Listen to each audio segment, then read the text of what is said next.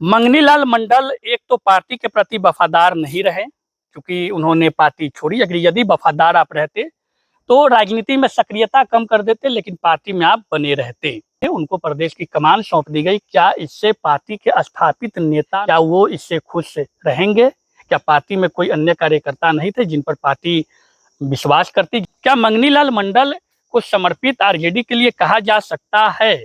अति पिछड़ा vote bank को साधने की कोशिश आरजेडी लगातार कर रही है, लेकिन वो वोट बैंक उनके साथ शिफ्ट नहीं हो रहा है। मंगनी लाल मंडल सामाजिक पृष्ठभूमि के बड़े नेता माने जाते हैं।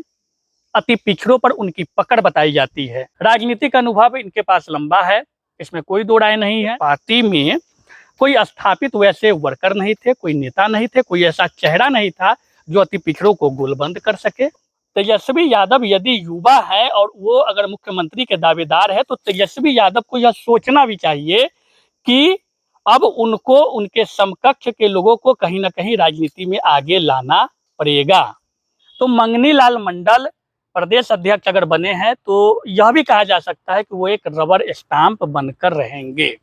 इस न्यूज के प्रायोजक है अफजल फर्नीचर। राष्ट्रीय जनता दल को नया प्रदेश अध्यक्ष मिलना तय हो गया है और राजद का अगला प्रदेश अध्यक्ष बनने के रेस में एक नाम पर सहमति बनी है, जो नाम पब्लिक डोमेन में है, और वो नाम पिछले कई महीनों से राजनीतिक गलियारों में घूम रही थी। यानी कि पटकथा जो है वो पहले से लिखी जा चुकी थी, बस औपचारिकताएं पूरी करनी थी। नाम की घोषणा होना था। आज नाम की घोषणा होना है। पटना प्रदेश कार्यालय, आरजेडी के प्रदेश कार्यालय में तमाम नेताओं का जमावड़ा है। तमाम नेता वहां जुटे हैं। राजद के सुप्रीमो लालू प्रसाद यादव समेत तेजस्वी यादव और पार्टी के कई सीनियर लीडर जो हैं पटना में जुटे हुए हैं और आज प्रदेश अध्यक्ष का नाम की घोषणा तय माना जा रहा है। एक नाम पर सहमति बन चुकी है, जो नाम लोगों के बीच में घूम रहा है, मंगनी लाल मंडल। इनके नाम पर मुहर लगना तय है। मंगनी लाल मंडल राष्ट्रीय जनता दल के बिहार के प्रदेश अध्यक्ष होने जा रहे हैं। सवाल यह है कि आखिर मंगनी लाल मंडल कौन है? मंगनी लाल मंडल को अध्यक्ष बनाने के पीछे आरजेडी की मकसद क्या है, वजह क्या है? मंगनी लाल मंडल के अध्यक्ष बनने से राजद को क्या फायदा मिलेगा? क्योंकि 2025 यह चुनावी वर्ष है, उनके नेतृत्व में जाहिर सी बात है कि विधानसभा का चुनाव भी लड़ा जाएगा। उनके चेहरे पर पार्टी को कितना फायदा होगा, यह एक विचारणीय प्रश्न है कि आखिर मंगनी लाल मंडल के प्रदेश अध्यक्ष बनाने से राजद कितना सशक्त बनेगा, कितना मजबूत बनेगा, चुनाव में इसका कितना लाभ मिलेगा। 2025 के जनवरी महीने में मंगनी लाल मंडल आरजेडी ज्वाइन करते हैं। चर्चा चलती है कि मंगनी लाल मंडल घर वापसी किए हैं, राजद में फिर से वापस आए हैं। मतलब मंगनी लाल मंडल जो है वो आरजेडी में नहीं थे, इससे पहले जेडीयू में थे। 2019 के लोकसभा चुनाव के समय मंगनी लाल मंडल राजद छोड़कर जेडीयू में गए थे। मंगनी लाल मंडल सामाजिक पृष्ठभूमि के बड़े नेता माने जाते हैं। अति पिछड़ों पर उनकी पकड़ बताई जाती है। मंगनी लाल मंडल खुद धानु के समाज से आते हैं और ऐसी चर्चा राजनीतिक गलियारों में बनी हुई है कि उनकी जो पकड़ है अति पिछड़ा समाज पर, तो आरजेडी को इसका लाभ मिलेगा इस चुनाव में। चूंकि अति पिछड़ा वोट बैंक जो है वो कहा जाता है या दिखता भी है। एनडीए भाजपा जो अति पिछड़ा का वोट बैंक है वो शिफ्ट रहता है। लालू प्रसाद यादव या आरजेडी या तेजस्वी यादव, उनका यह मानना है और यह सोचे भी होंगे कि 2025 के बिहार विधानसभा चुनाव में यदि अति पिछड़ों को गोलबंद करना है, राजद के तरफ उनका झुकाव बढ़े, तो इस सोच के तहत भी मंगनी लाल मंडल को प्रदेश अध्यक्ष का कमान कहीं ना कहीं सौंपा गया है। लेकिन सवाल यह है कि आखिर मंगनी लाल मंडल जो कि जेडीयू से होकर अभी हाल में ही राजद में शामिल हुए और उनको प्रदेश की कमान दे दी गई, क्या आरजेडी के पास अति पिछड़ा समाज का कोई ऐसा चेहरा नहीं था जो उनके दल के लिए समर्पित हो? क्या मंगनीलाल मंडल को समर्पित आरजेडी के लिए कहा जा सकता है? क्या उनके पार्टी में कोई स्थापित वैसे वर्कर नहीं थे, कोई नेता नहीं थे, कोई ऐसा चेहरा नहीं था जो अति पिछड़ों को गोलबंद कर सके? आप देखेंगे कि मंगनीलाल मंडल की उम्र भी जो है वो बताया जा रहा है कि जगतानंद सिंह के उम्र से महज 3 वर्ष वो छोटे बताए जाते हैं। ऐसे में सवाल यह उठता है कि वृद्ध तो ये भी हो चुके हैं मंगनीलाल मंडल, अब इनका प्रभाव समाज पर कैसा है? समाज के साथ साथ अति पिछड़ा समाज के तमाम जो जातियां है उन समाजों पे उनकी पकड़ कैसी है, यह एक सवाल है। और दूसरी चीज हम आपको बता दें कि प्रदेश अध्यक्ष का कमान मंगनीलाल मंडल को सौंपना राजद के लिए एक तरह से आत्मघाती भी साबित हो सकता है, क्योंकि आपको हम बता दें कि अब आरजेडी जो है वो तेजस्वी यादव के निर्देशन में काम करती है। होना भी चाहिए, क्योंकि युवा है और युवा को आगे आना भी चाहिए। तेजस्वी यादव को यदि भविष्य का मुख्यमंत्री उनके वर्कर बताते हैं, पार्टी के लोग बताते हैं, उनके चाहने वाले बताते हैं, उनको देखा जाता है इस तौर पे कि तेजस्वी यादव अगले मुख्यमंत्री के चेहरे हैं, मजबूत दावेदार हैं। नीतीश कुमार से उनकी कंपेयर की जाती है, युवाओं में जो उनकी एक पॉपुलरिटी है।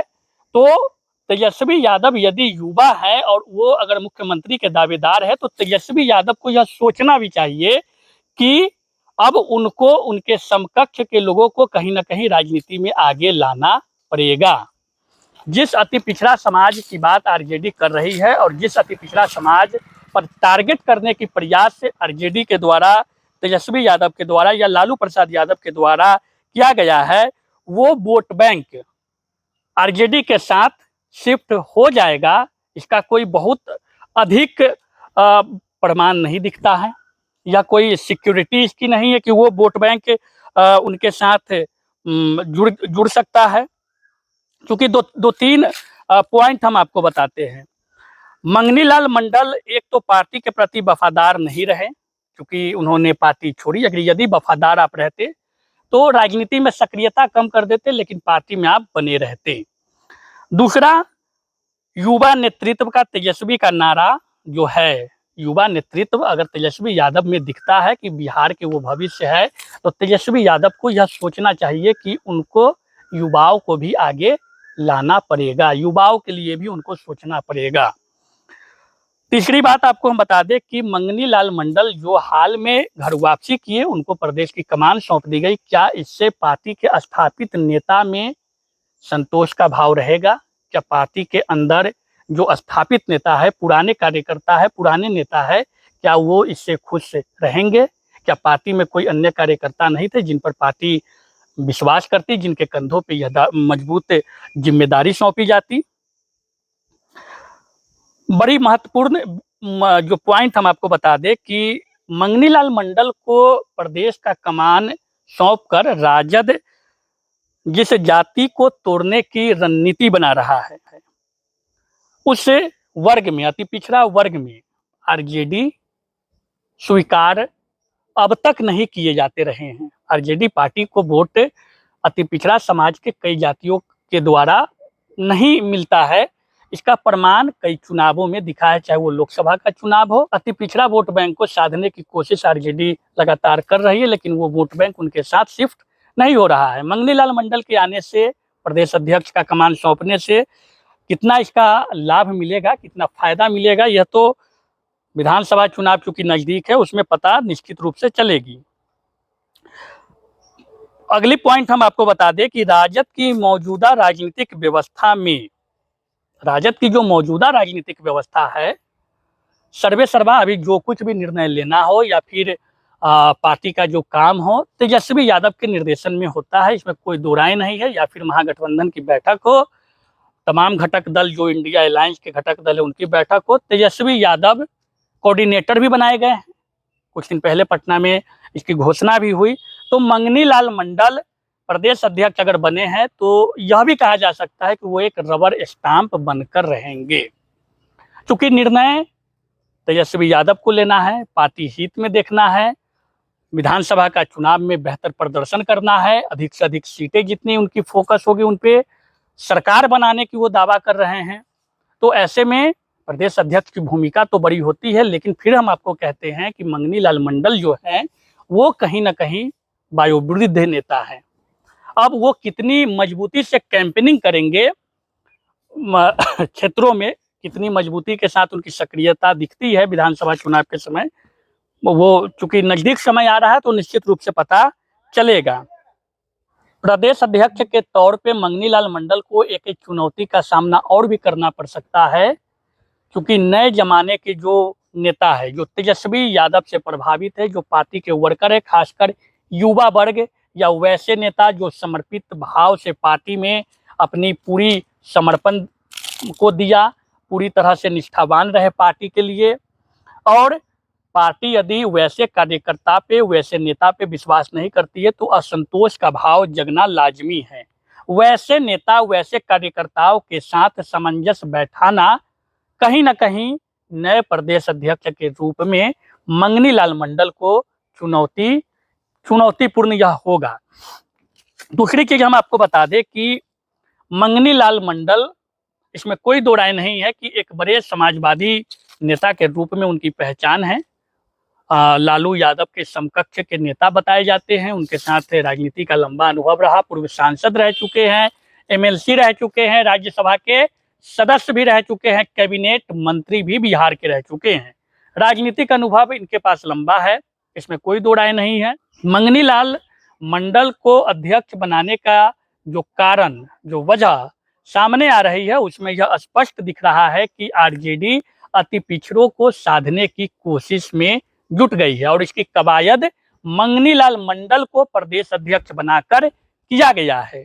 लेकिन अब मंगनी लाल मंडल के अध्यक्ष बनने से क्या अति पिछड़ा समाज आरजेडी के साथ शिफ्ट होगा? इतनी मजबूती के साथ वो पार्टी को मजबूत करते हैं, विधानसभा चुनाव में कितनी सक्रियता मंगनी लाल मंडल की रहती है, यह तो देखना होगा। और सबसे बड़ी चीज कि मंगनी लाल मंडल को जो नए जमाने के नेता है, तेजस्वी यादव को चाहने वाले जो पार्टी में वर्कर है, जो तेजस्वी से ही प्रभावित होते हैं, उनके साथ उनका सामंजस्य कैसा होता है, ये वक्त के साथ पता चलेगा। खबर कैसी लगी है कमेंट में बताइएगा, और यदि इस खबर में कहीं भी आपको कुछ त्रुटि समझ में आती है तो कमेंट में लिखकर हमें जरूर भेजिएगा। इससे जुड़ा हुआ कोई सवाल भी अगर आपके जहन में है तो कमेंट में लिख करके भेजिए। आगे आपके तमाम सवालों का जवाब अगली खबर में हम प्रस्तुत करेंगे। शादी का फर्नीचर सेट 34,500 से स्टार्ट। AFZ फर्नीचर के ऑफिशियल यूट्यूब चैनल पर विजिट करिए विशेष जानकारी के लिए और परचेज करिए बिहार के सबसे बड़े शोरूम से।